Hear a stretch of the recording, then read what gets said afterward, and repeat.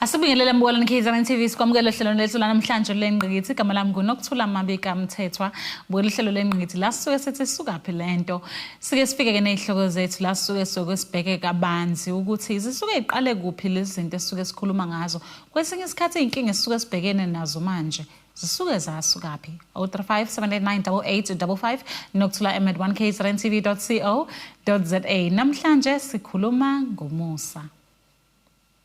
Kanibona niKZN TV kunjalo ke namhlanje khona umfundisi soke sithi kuyidingida kabanzi indaba yomusa. Uyazi ukuthi kuyaye kukhulunywa indaba ebalekile kuthiwe nawe uNkulunkulu waxolela salisumenzele umusa. Ngiyibone nje abantu babekhuluma indaba yomusa. Kithina nje siphila mfundisi asikubingelele sikwamukela ohlelweni. Ngikubingelela Mrs Mthethwa nababukeli kanye nabo bonke. 1KZN. Kwintokozo kakhulu umfundisi ukuthi sibe nawe namhlanje sikhuluma isihloko esibalekile isihloko somusa. Kunjalo. Na umfundisi ngifisa nje ukuthi mhlambe before siqale singene esihlokweni namhlanje sichazele ababukeli ukuthi umfundisi ubani usuka kuphi nendawo nebandla umfundisi asuka kulona.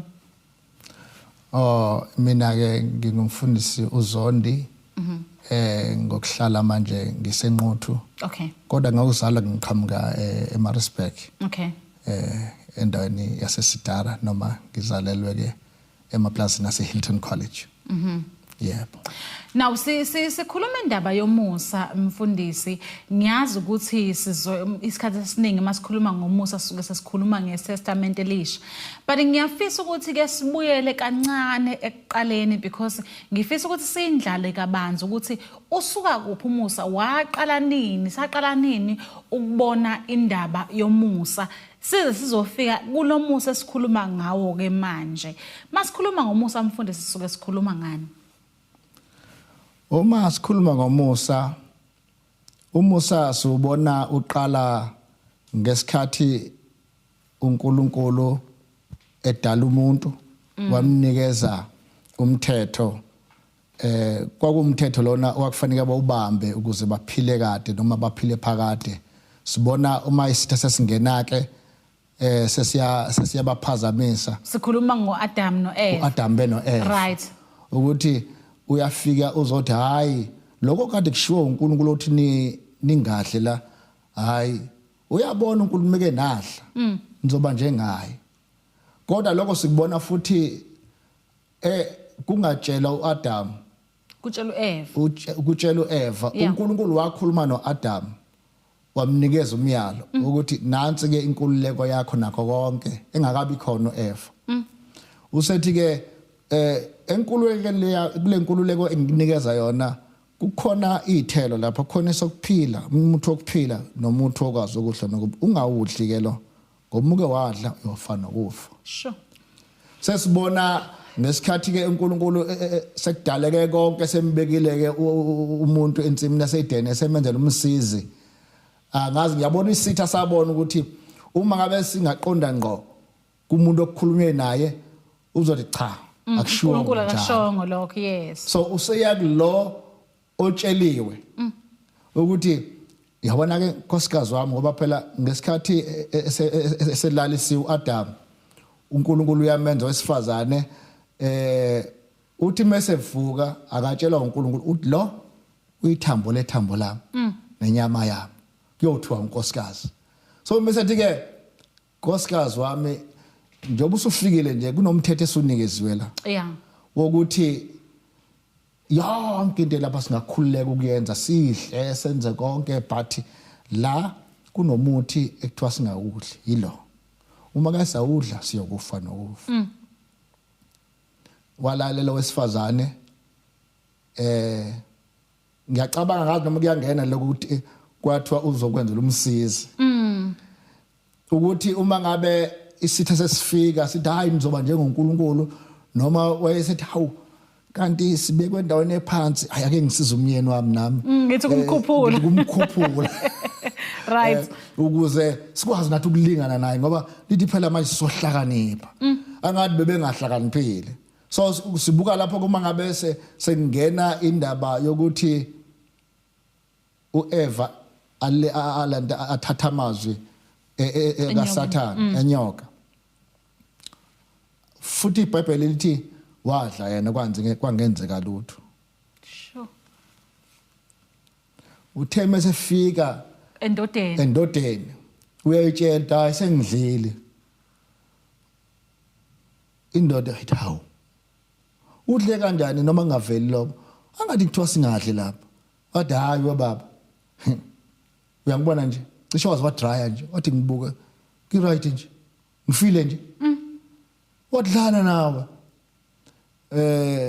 sengikhumbula ihlaye elalikhulunywa inceke inkosi esisenkosini baba uGumbi uthi hayi mina ngangizothi ufika nje late usuzokwenza lenyakanyaka usudlile mana ke ake silinde uNkulunkulu tabama asho wenziwa njani wena so sibona ukuthi uAdam uyalalela lithi iBhayibheli wathi nje mesedla amehlo abo avuleka yazi ukuthi mawusakhuluma mfundisi ngiyayibona shothi ukuthi kahle kahle umonakalo awenzekanga kusadle uEva owesifazane kwangatsheliwe phela yena ngoba kwangatsheliwe yena umonakalo wenzeka mase kudla indoda umnikazi wendaba so uyabona ukuthi lithi iBhayibheli ayesevuleka amehlo abo yabo aka Eva engakadli lo akuzange kube kwenzeke lutho kodwa kwathi mase kudlo ayesevuleka amehlo bazibona ukuthi bahambaza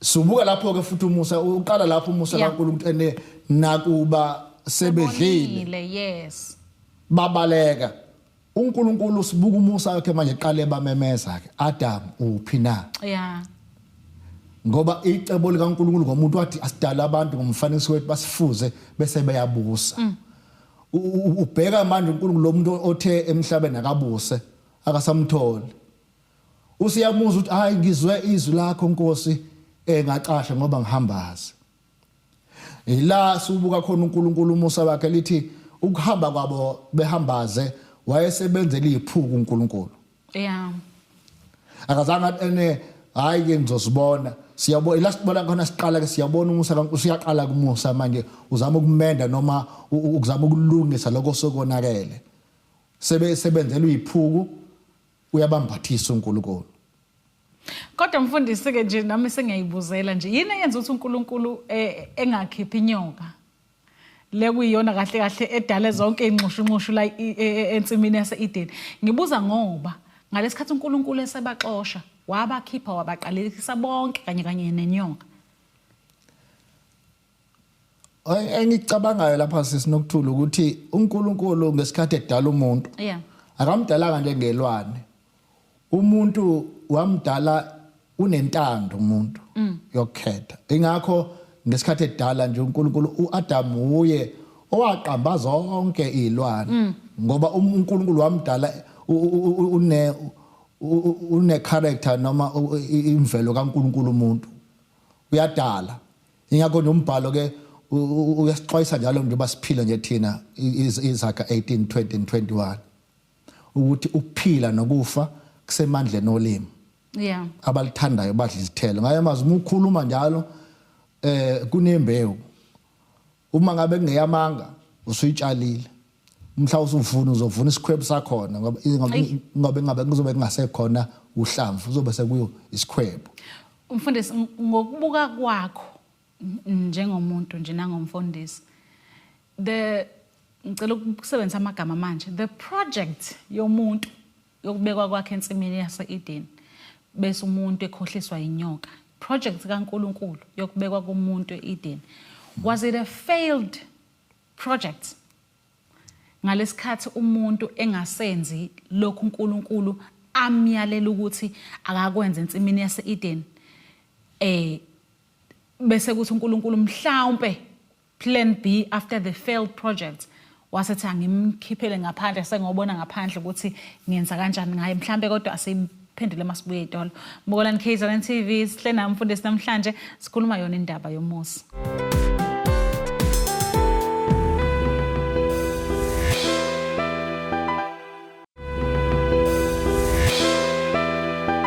Sibona sikwamukela Mbolani KZN TV sabukela ihlelo lengqikithi. Hlena mfundisi namhlanje sikhuluma yona indaba yomusa. Njengamanje siphila esikhathini somusa la uNkulunkulu esenzele umusa. Ngenxa njalo yeyiphambeko nokungenzi kahle kwethu. But sikhuluma nomfundisi namhlanje sikhuluma indaba yomusa. Uyazi ukuthi isikhathi esiningi ihlezi ikhulunywa nje kuthiwa msalisa umenzele umusa ngoba uNkulunkulu naye ukwenzela umusa ngezinto zakho. But ngifuna ukubuyela ekuqaleni mfundisi because usuke wayiqala ensimini yase-Eden. Ngibuza nje mfundisi njengomuntu wani ongalifunda iBhayibheli. 2 ongaye esontweni. Mina ngibuza njengomuntu ongayazi vele le ndaba ongixoxela yona yasensimini yase-Eden.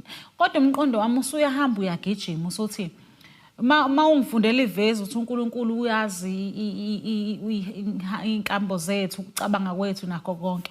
So ngibuza indaba yale project kaNkulunkulu yakhe nomuntu yakhe noAdam noEva. Ngokwakho uNkulunkulu wayazi ukuthi le project izofeyila ngalesikhathi kufika inyoka. Noma uzolingeka ahluleke ngenxa yokufika kwenyoka. Was it into eyayisemqondweni kaNkulunkulu ayeyazi ukuthi mase kwenzeka kanjena vele ngizokwenza ngalendlela ukuthi ngizobakhiphela ngaphandle? Ngicabanga ukuthi uNkulunkulu sisinokuthula akukho angakwazi. Endalweni nje yonke yena uyazi. Izinto esizenza manje yabona njengoba ngilapha nje sikanye nawe la studio. uNkulunkulu wayazi ukuthi namhlanje ngalesi sikhathi ngizoba la. Right. Wangenzela konke kwakhona abantu abaningi aba-involved ekubeni kwami la. Yeah. Yonke into engigqokile manje kwadinga ama-tailors ayenze ifithe mina ukuze ngibe la. Right. Ngibe lento engiyiyo ngime phambi kwakho njengoba ngokunjalo nakuwena. Akukho uNkulunkulu angakwazi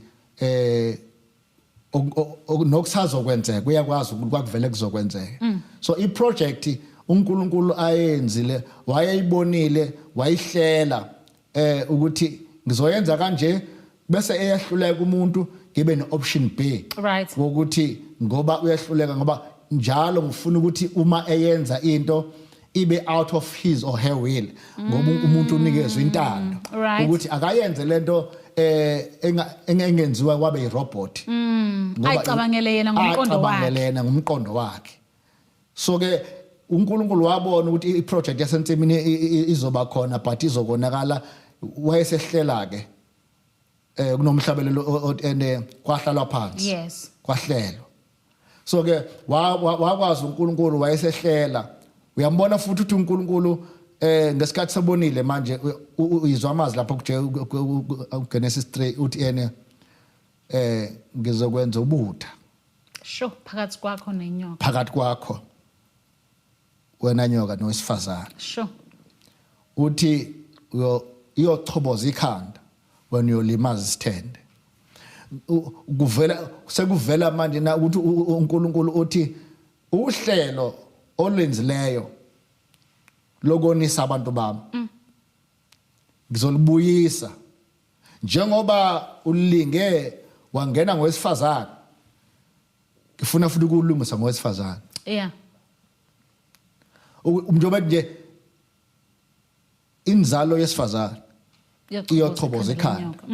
Kwakunombuzo kwakhona lapho ukuthi umuntu onenzalo umuntu wesilisa umuntu wesifazana akanayo inzalo. Ngicabanga ukuthi nakhona nje sitha saba nenkinga emangalisayo ukuthi yini le ngitshela uNkulunkulu ngoba indalo nami ngiyayi-understand.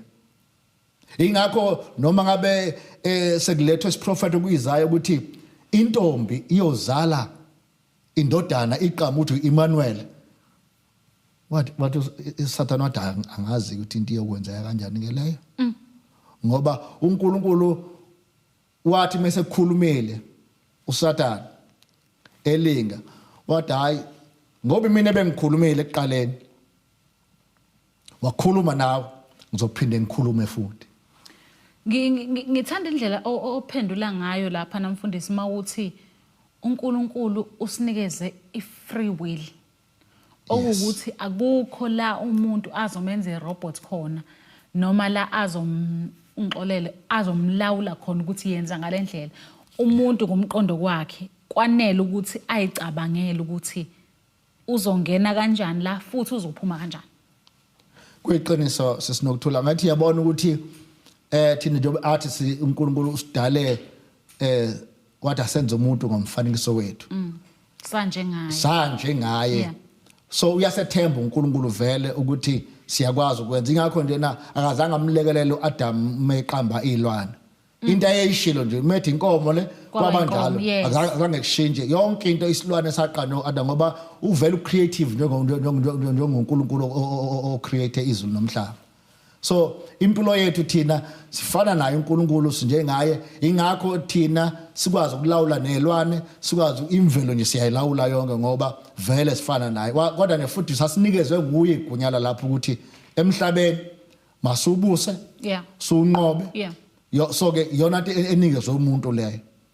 Umehluko nje ukuthi phakathi komuntu noNkulunkulu ukuthi umuntu uyona uNkulunkulu akona wakuvuma futhi lokho ukona ngoba uNkulunkulu kahle hle uma usibheka sisinokuthola lento yesono noma yokufa ukufa akudalwa nguSathane ukufa kwakuyenye yemvelo noma yendalo kaNkulunkulu eyayikhona ayifuna ukuthi uNkulunkulu umuntu ayibuse ngoba engakoni uAdam ukufa kwakukhona kungenamandla kungakwazi ukwenza lutho babejabula nje bekhululekile entsimeni kodwa kwa-activatewa ukuthi benze lokhu okuzokwenza ukuthi ku-activate ukufa bese kuyambulala umuntu but ukuba abonanga ukufa kokuhlale kwakuhlala njalo kukhona kodwa kungenamandla phezu komuntu. So ke indaba yokukhetha noma ukuchuza ukwenza okuphambeneyo ikhona okwenza umuntu manje na angabe sayiphila impilo fully ngendlela uNkulunkulu ayemdala ukuthi akayiphile ngayo. Asihambe nayo ke mfundisi siye endabeni yomusa.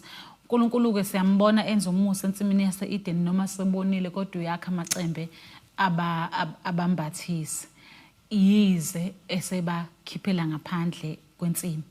Ake sihambe ke siyobheka umusa ke manje laphana eBhayibhelini ukuthi ikuphi la uNkulunkulu esimbona khona evela njengomusa la bekungafanele khona. Simbona lapha ke uNkulunkulu evela kuqala nje ke sibona uNkulunkulu before siye lapho siyabona uma singena isono ukuthi saba nomphumelo ongemuhle isono ngesikhathi esekhishiwe ngeke ngasho ngathi abantwana bonke bazalwa ngaphandle kwensimi la bungasekho khona ukulunga kaNkulunkulu. So sibuka amadodana amabili ingane zokuqala zika Eva zibulalana. Uyamuzwa noNkulunkulu uthi mengabe sebenzele kanjalo uyabuza uNkulunkulu kuKhayini uthi uphi umfowenu ngoba igazi lakhe liyakhala emhlabathini. Uyabona ukuthi uNkulunkulu noma asonile umuntu kodwa engafuni kube khona umuntu ozokhipha umphefumulo ngoba kwakungesiyona injongo kaNkulunkulu ukuthi umuntu afe ngoba phela nalo leli gama elithi ukufa lisho ukwahlukana. So uma ngabe uNkulunkulu wayechaza ukuthi enensimini yaseEden uma nike nadla la nobe seniyahlukana nami. Ingakho uma ngabe sebedlile sefana uNkulunkulu manje ababuzi nikuphi ngoba sekuhlukene ngoba sekuhlukene isono samenza umuntu wahlukana ngoba nasi isono singukwenza okuphambene nalokho okwaziyo kuyintando kaNkulunkulu. Asidolo. Molani KZN TV sikhuluma yona indaba yomusa hle nami mfundisi namhlanje seyidolo siyabuya.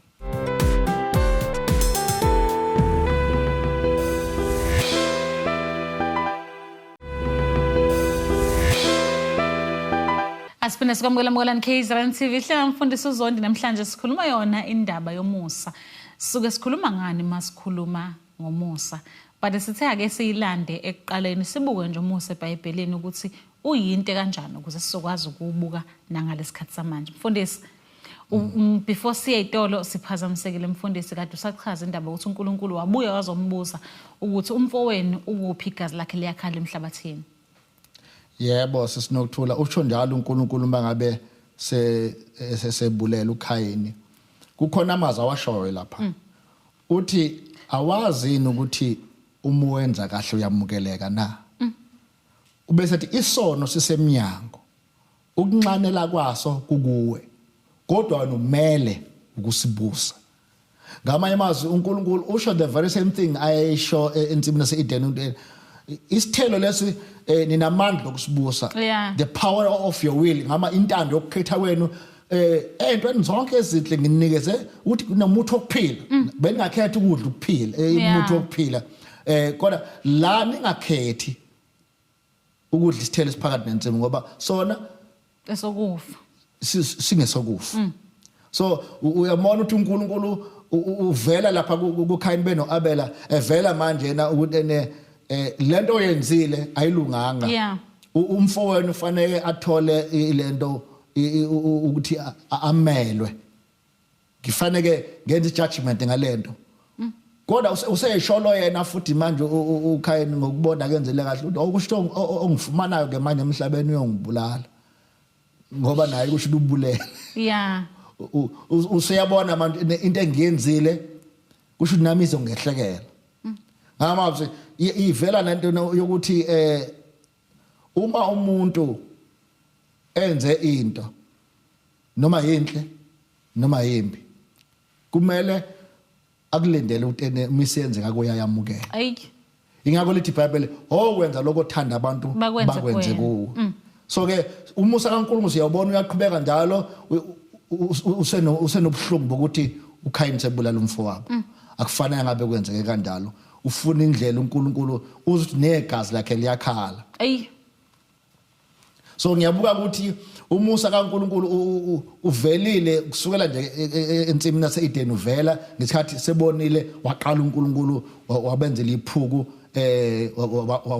wafihla ihlazo lomuntu so ngiyabuka ukuthi nevangeli ke manje uma sililetha kubantu kufanele silifihle ihlazo lomuntu uma nje lishunyayelwe ivangeli mina ngikholwa lokho sisinokuthula before umuntu asinde fihla ihlazo lakhe musumbula ubunqunu bakhe ngoba uNkulunkulu akabumbula ubunqunu wathi mangabe sesebonakala sebukhona ensimini yesideni wenza iphuku efuna ukumhleka before enza uhlelo lwensindiso uNkulunkulu yomuntu osonile wafihla ihlazo lomuntu Mfundisi ngenxa yesikhathi ngiyazi ukuthi kahle kahle la besibheke khona sibheke la ensindisweni kodwa bengithi ake silande lapha emuva ngoba ingifundisa kahle step by step ngifuna ke sibuye kulomusa ke siwaziyo ke thina manje ngalesikhathi uNkulunkulu esesilethela uJesu mhlamba usithathe through lapho mfundisi sesinokuthula isenhlizweni kakhulu yami lento yokuthi su understand umusa kaNkulunkulu ngoba uma singezubamba umusa ngendlela ekumele sumukele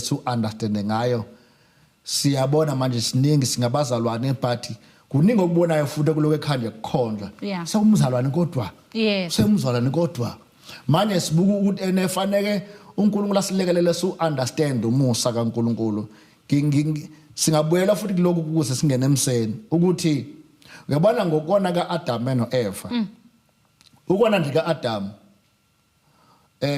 kwenza ukuthi njoba ngisho ukuthi sizalelwa ngaphandle kwensimi manje imvelo yomuntu ngenxa yokona yabhala isono inature nje yomuntu yaba nani nokona yaphambuka kwangagcina lapho kwazothi futhi unembeza womuntu unakala ingqondo yomuntu yayisiyonakala ngenxa yemvelo yesono nengqondo igcwala icabanga ngokufanayo nemvelo yani yesono bese enze njani umuntu izenzo zakhe zibe njani ezimbi ukuthi nansi indaba kufanele si-understand ukuthi uma umuntu ezalelwe esonweni imvelo kungeyokona nengqondo yonakele nezenzo futhi azizinhle umusa ungena lapho ingakho lapha encwadini yabaseRoma 5 ukuthi ngamuntu munye ngokona ndikaAdam ukufa kwafikela bonke abantu lokhu bonke bonile isiveza ke manje ukuthi bonke bonile sona ngenxa kaAdam siyona ngenxa ukuthi sizoni Yeah. siyizoni ngenxa ukuthi khona owonayo Adam Yes. so iyavela le ndaba ukuthi kahle hle wonke umuntu manje ungena kule libhaxa noma kulomshophi ngenxa kaAdam Yeah.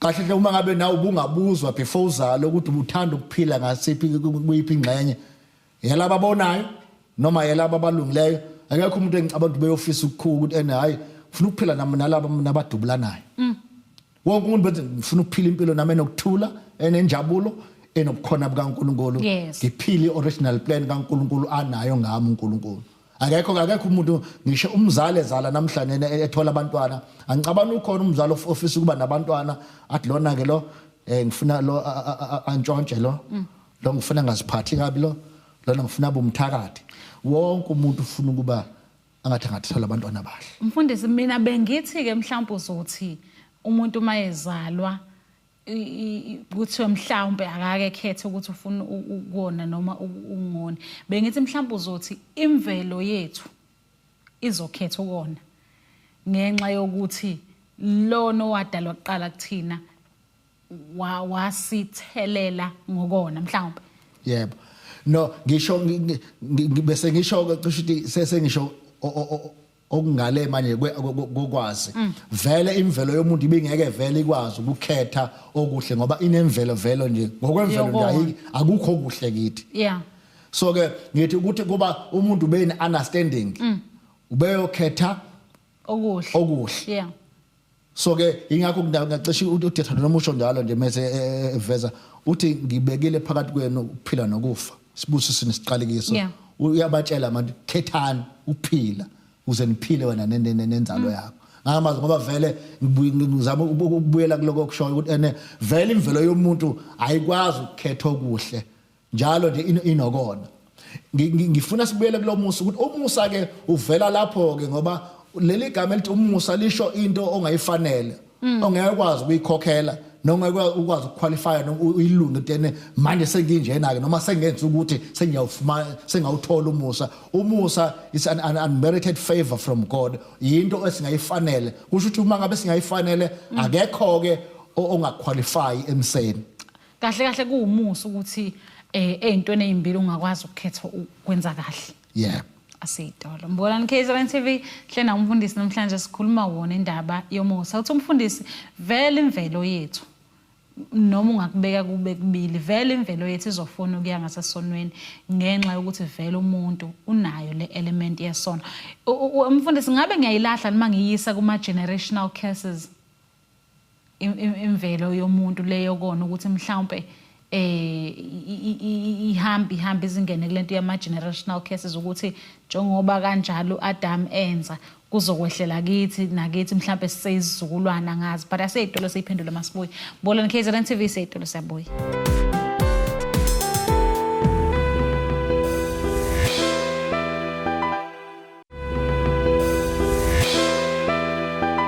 Asipende sikwamukela mbonani KZN TV sabukela uhlelo lenqikithi sesisuka kuphi lento namhlanje sikhuluma ngomusa mfundisi seyichaze kahle kakhulu le ndaba ukuthi umusa vele nje uNkulunkulu kade ayesenzela umusa uwenze ensimini yaseEden masikhuluma ngoAdam noEva. Mfundisi sengifuna ukuthi sibuke umusa manje esikhathini sethu ukuthi uvela nini umusa lona oqondene nathi manje kulezi ikhathi zethu zamanje. Yebo sesinokuthula. Kodwa mhlambe before singene kulomusa. Yeah. Ngifisa ukuthi ke sibuyele lapha ya le ndaba besike sayikhuluma la bona khona abantu uAdam noEva. All right.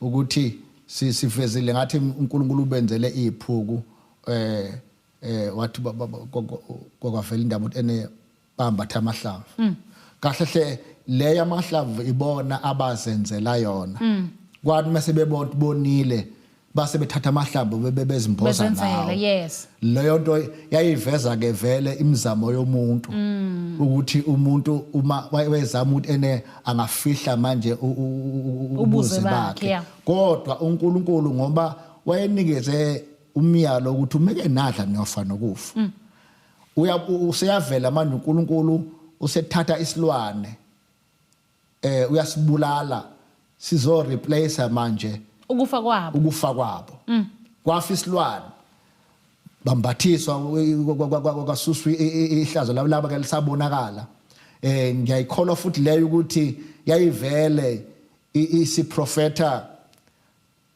iwundlu elizohlatshwa ukuze sonke kuvele lo musa okusindiswa kwabantu. Kahle kahle uAdam noEva kwakufanele befe. Kwakufanele befe ukufa nokufa. Ey. Yeah. So umusa kaNkulunkulu siyawubona nje uma singabuyela nje esikhathini esiphila kuso manje uma sibheka indaba yempilo yethu siyabona ngempela ukuthi nala le ndaba lena iyangena ngisho emndenini yethu manje ukuthi siyudinga impela umusa ngoba uma sikhuluma ngokhondolo uyalibona ukuthi lungakanani ukuthi uma ngabe ekhaya sikhula singabantu mhlawumbe abangenzi kahle izingane nazo zizokwenza njalo uma siphila impilo nje ehlakazekile vele ukuthi kukhulwa nje bekhula abantwana babangene kulowo moya uma ukuthi impilo yethu ikhula ekhaya elihle noma elikhulisa kahle abantwana futhi kuba nomehluko kuyabonakala so uyebona indaba ukuthi umusa siudinga impela ngoba nathi nje siphila manje emakhaya uma siphila ngaphansi kwesimo esingesihle nawe nabantwana babanjalo uzubona uthola ukuthi uma ngabe ake ngilinganise manje ukuthi ubaba uyasebenza njalo mebuya nezinto anjona emsebenzini ingane iyafunda lo khondolo nje liyahamba lingene lokuntshontsha so ukhondolo lwesono nokhondolo longenzi kahle kusukela kuAdam liyadlula lizongena manje fanele sikubone thina namanje ukuthi simdinga kangakanani uNkulunkulu siudinga kanjani lo musa ngoba iyavela imizamo yabantu njalo ayenzeki noma ngabe uthanda kangakanani ukuthi babe right nomndeni wakhe kodwa ngenxa yemvelo yesono akwenzeki ngoba ukhondolo lolu oselizela afika kithi lolu uyalibona uma ngaba bonke abantu bebe ngaphansi kwezimo zokuphila ukuthi ay ukhondolo lwesono lusekhona lapha. Uqinisile mfundisi ngoba ngeke ngibone umuntu mayisefakaza ethi ekhaya kusebenza umuntu kodwa uNkulunkulu ungenzela umusa mina ngawuthola umsebenzi. Exactly. Kuba njalo impela ukuthi lento leni ihamba lolu khondolo ngathi yabona sisinokuthula ukuthi lihamba nanokuthi ngesikhathi uSathane ewa ezulwini phamana noNkulunkulu lithi wawa ne130 yeingelosi so babhizi manje na bamelana nayo yonke into edalwa uNkulunkulu ikakhulu umuntu isitha njalo simelana noNkulunkulu angazi noma mhlawumbe ucasulwa ukuthi mhla ona yena wathola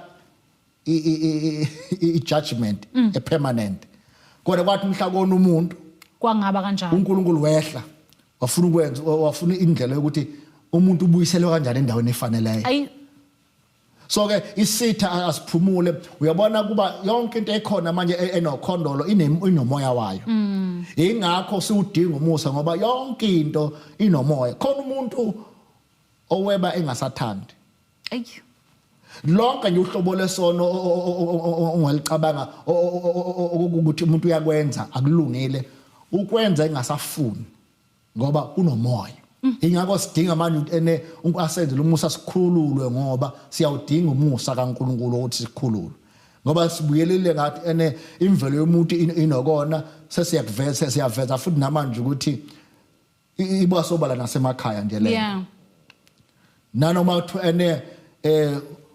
ubaba uyathanda ngakanani ukuthi abantwana bakhe mase bekhulele bangaphuzi njengaye njoba usephuze wazi walahlekelwa umsebenzi but uma ngabe ungezofumana kumusa izingane zizohamba njengaye uma umuntu engenwe na umoya nje ke mhlambe ke okhona noma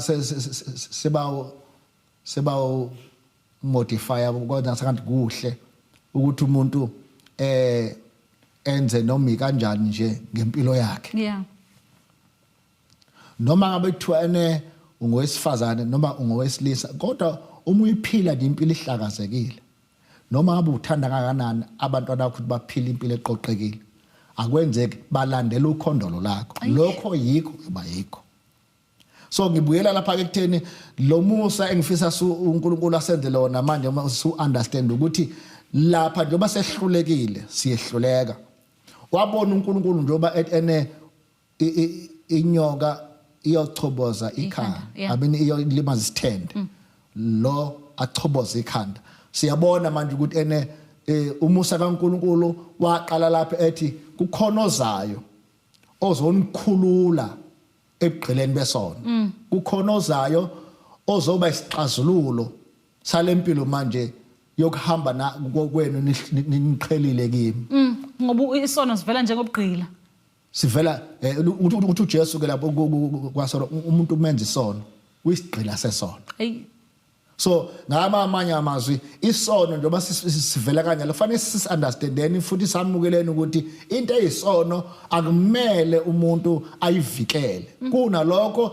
asibongeni uNkulunkulu ngomusa wakhe njengoba kufanele asisiwambuleni musukuma ngasesonweni ukwenzeleni ukuthi umuntu abe nezabe eziningi zokuzama ukuthi asichaze kungani onile kungani enze lokho baningi abantu namhlanje noma ngabe segqilazwe isono ufuna ukukhomba izathu eziningi kanti intando yakhe afisa ukuthi ene hayi abazali bengangithandi hayi angizange nginakekele hayi akwenzekanga akhohle ukuthi ayikho into eyodwa kulezi azenzileyo aphoqiwe kuyona uvumela intando yakhe yamhlanhlathisa. Mfundisi Seyitolo Mbukela KZN TV sikhuluma ngomusa Seyitolo masibuya singena esigabeni sokugcina sohlelo lwethu.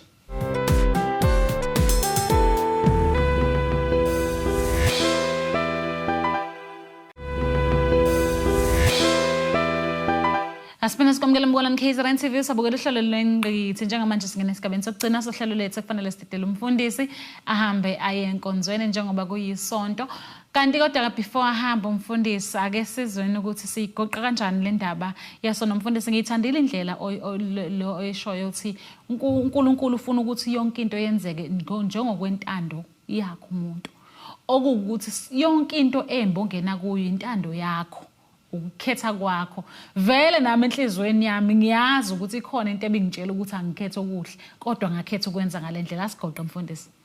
Siyabonga kakhulu sisinokuthula ngifisa ukuba sibhekeni bazalwane la ngicela ukufunda inanti izwi lenkosi lapha encwadini yabaseRoma esahluko sika 5 uverse 17 kuya ku19 uthi ke ngokuba uma ngesiphambeko samuntu munye ukufa kwabusa ngalowo emunye ikakhulu abamukela ukuvama komusa nokuvama kwesipho sokulunga bayakubusa ekuphileni ngalowo emunye uJesu Kristu.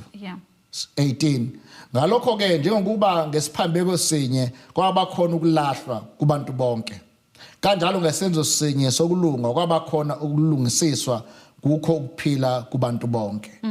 U19 ke bese ethi ke ngokuba njengalokho ngokungalaleli kwamuntu munye abaningi benziwa izoni kanjalo ngokulalela kwamuntu munye abaningi bayakwenziwa abalungileyo. Elogcina ke New verse 21 uthi ke ukuze njengalokho isono sabusa ngokufa nomusa ubuse kanjalo ngokulunga kube ngokuphila okuphakade ngoJesu Kristu inkosi yethu. Amen. Amen.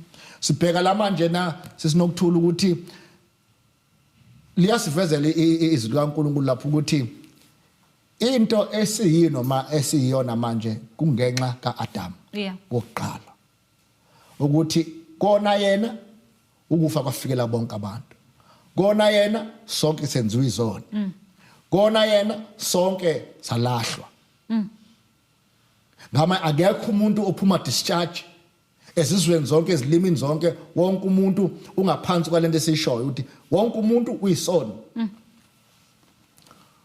ulahliwe wonke umuntu ubekwe ngaphansi kokuba impilo ayiphilayo uma umusa ungekho ayikho into ejabulisayo akunandaba nemali ufundile unotho awunalo utho but uma ngabe lo musa ungawufumene yonke into onayo sometimes kuba sengathi awunayo kukhona abantu namhlanje sisinokuthola abanayo yonke into omunye ngaze agcina ahalela impilo yomuntu olapha phansi ohamba emaningi athi hey yazi impilo yalo muntu luyane kuba ngake ngiphile ngoba umbone ngendlela ahamba unokuthula kunayo yeah so ke ngizothi njoba lisho izwi lenkosi ukuthi ene kuAdam senzelwa njalo salahla sabe izona into ukuthelo kaNkulunkulu yabaphezulu kwethu uthi ke kodwa akagcinanga lapho uNkulunkulu isiyavela ke le ndaba manje ukuthi ene inzalo yakho yosifaza iyochoboza ikhanda yeah sekuvela manje lithi ke ngoJesu ke sifumana lo musa abase Efesu bathi ke kungumusa isinisiwe nalokho akuveli kini kuyisipho sikaNkulunkulu uthi lapha ke ngenxa yokuthi ene kwabanjalo ngoAdam usethi ke kodwa ngokulalela kwamuntu munye bonke abantu benziwa manje abalungileyo yeah ngokulalela kwamuntu munye bonke abantu bafumana umusa kuba bangahlengwa basindiswe bakhululwe ekugqileni besono asibonge mfundisi sephi inombolo zocinga mfundisi nokuthi nikhonzela kuphi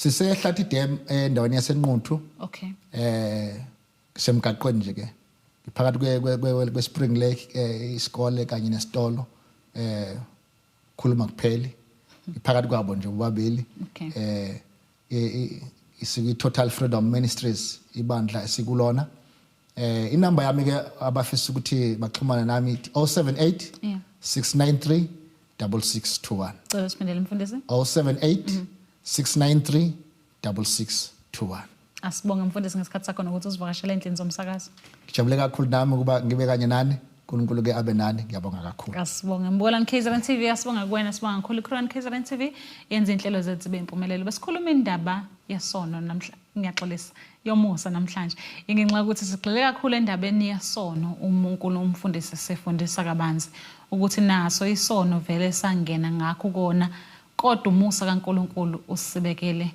wonke umuntu kanti futhi usanele sonke ukuthi sangasindiswa sesiqedile ke Mbukalani KZN TV asibonane ngokuzayo senthanda